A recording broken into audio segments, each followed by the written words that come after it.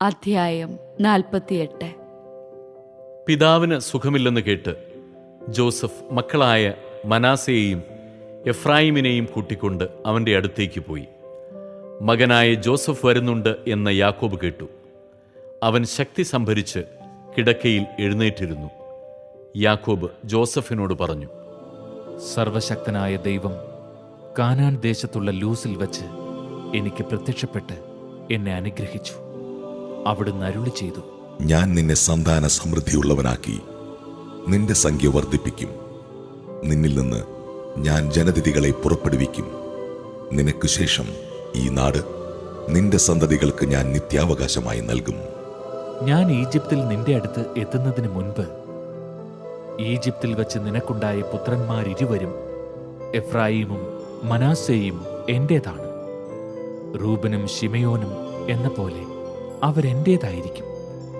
അവർക്ക് ശേഷം നിനക്കുണ്ടാകുന്ന സന്തതികൾ നിന്റേതായിരിക്കും. അവർക്ക് ലഭിക്കുന്ന അവകാശം അവരുടെ സഹോദരങ്ങളുടെ പേരിലായിരിക്കും അറിയപ്പെടുക. ഞാൻ പാതാനിൽ നിന്ന് പോയപ്പോൾ വഴിക്ക് കാനാൻ ദേശത്ത് വച്ച് എന്നെ ദുഃഖത്തിൽ ആഴ്ത്തിക്കൊണ്ട് റാഹേൽ മരിച്ചു. എഫ്രാത്തായിലെത്താൻ കുറച്ചു ദൂരം മാത്രമേ ഉണ്ടായിരുന്നുള്ളൂ. ബേത്ലഹേം എന്നറിയപ്പെടുന്ന എഫ്രാത്തയിലേക്കുള്ള വഴിയിൽ ഞാൻ അവളെ അടക്കി. ജോസഫിന്റെ പുത്രന്മാരെ കണ്ടപ്പോൾ ഇസ്രായേൽ ഇവരാരാണ് എന്ന് ചോദിച്ചു.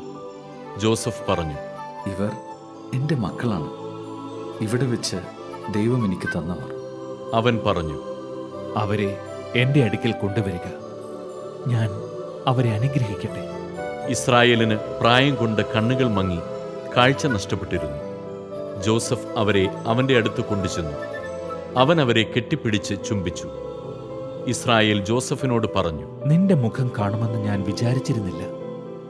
എന്നാൽ ഇതാ, നിന്റെ മക്കളെ കൂടി കാണാൻ ദൈവം എന്നെ അനുവദിച്ചിരിക്കുന്നു.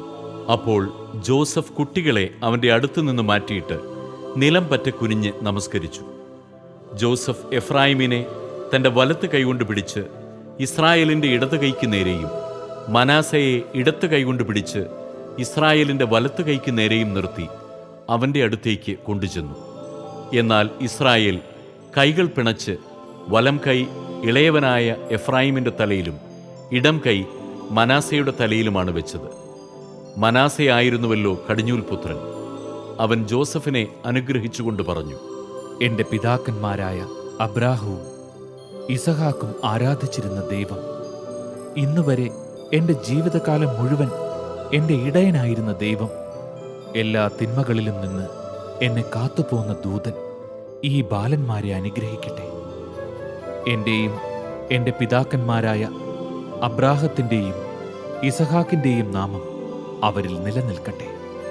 അവർ ഭൂമിയുടെ മധ്യത്തിൽ ശക്തമായ ഒരു സമൂഹമായി വളർന്നു വരട്ടെ. തൻ്റെ പിതാവ് വലം കൈ എഫ്രായിമിൻ്റെ തലയിൽ വെച്ചത് ജോസഫിന് ഇഷ്ടപ്പെട്ടില്ല.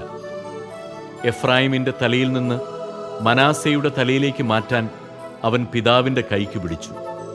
ജോസഫ് പിതാവിനോട് പറഞ്ഞു, പിതാവേ, അങ്ങനെയല്ല, ഇവനാണ് മൂത്ത മകൻ, വലങ്കൈ ഇവന്റെ തലയിൽ വെക്കുക. അവൻ വഴങ്ങിയില്ല. അവൻ പറഞ്ഞു, എനിക്കറിയാം മകനെ, എനിക്കറിയാം. അവനിൽ നിന്നും ഒരു ജനതയുണ്ടാകും, അവനും വലിയവനാകും.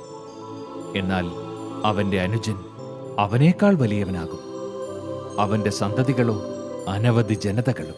അവരെ അനുഗ്രഹിച്ചുകൊണ്ട് അവൻ പറഞ്ഞു, നിങ്ങളുടെ നാമം ഉച്ചരിച്ച് ദൈവം നിങ്ങളെ എഫ്രായിമിനെയും മനാസയെയും പോലെ ആക്കട്ടെ എന്ന് പറഞ്ഞുകൊണ്ടായിരിക്കും ഇസ്രായേലിൽ അനുഗ്രഹങ്ങൾ ആശംസിക്കപ്പെടുക.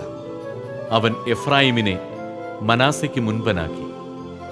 അത് കഴിഞ്ഞ് ഇസ്രായേൽ ജോസഫിനോട് പറഞ്ഞു, ഞാനിതാ മരിക്കാറായി. ദൈവം നിന്റെ കൂടെ ഉണ്ടാവും.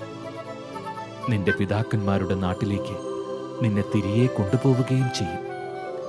നിന്റെ സഹോദരന്മാർക്ക് നൽകിയ ഓഹരിയേക്കാൾ കൂടുതലായി വാളും വില്ലും കൊണ്ട് അമോര്യരുടെ കയ്യിൽ നിന്ന് ഞാൻ പിടിച്ചടക്കിയ ഷെക്കേം നിനക്ക് തന്നിരിക്കുന്നു.